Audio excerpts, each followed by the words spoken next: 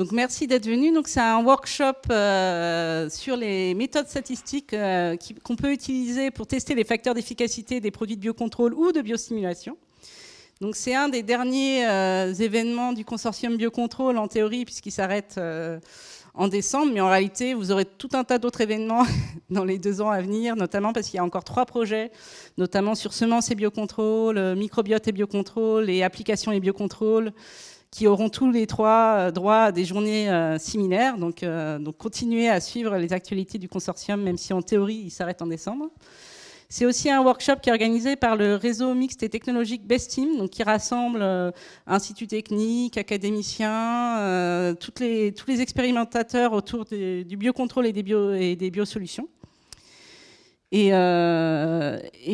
Et c'est aussi un workshop qui est organisé par le RMT Data et Modélisation, qui nous a bien aidé pour réussir à joindre les 2 mondes, le monde de la donnée et le monde du biocontrôle.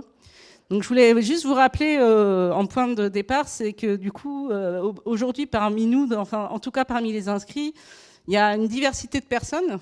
Il y a beaucoup de personnes des entreprises privées et aussi des chercheurs. Et il y a à la fois des acteurs du biocontrôle et des biosimulants, mais aussi plutôt des data analystes. Et du coup, quand on a un peu préparé cette journée, il a fallu discuter entre nous.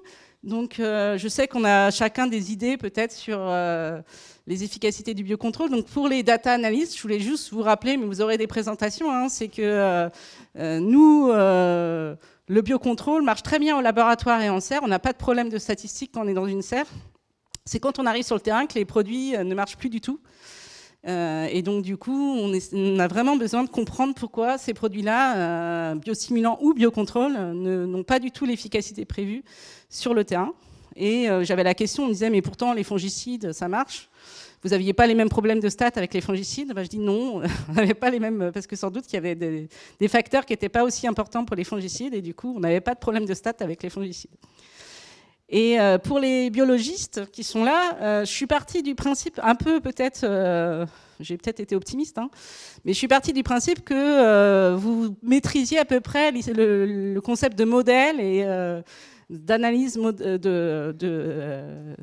d'estimer en fait que vous n'utilisiez plus juste vos données brutes pour faire un test de student et vérifier s'il y avait un effet du traitement, mais que vous utilisiez des modèles. C'est peut-être pas le cas de tout le monde, mais on avait fait une petite enquête au départ pour vérifier le niveau moyen en statistique des biologistes. D'ailleurs, au passage, j'ai cru entendre qu'il y aurait une enquête qui tournerait au niveau des ITA, donc par l'ACTA, pour un peu recenser les niveaux en stats dans les instituts techniques. Donc je serais curieuse de voir les résultats à la fin. Et donc pensez à répondre à l'enquête, si vous êtes parmi les ITA. C'est intéressant d'avoir ce type d'informations.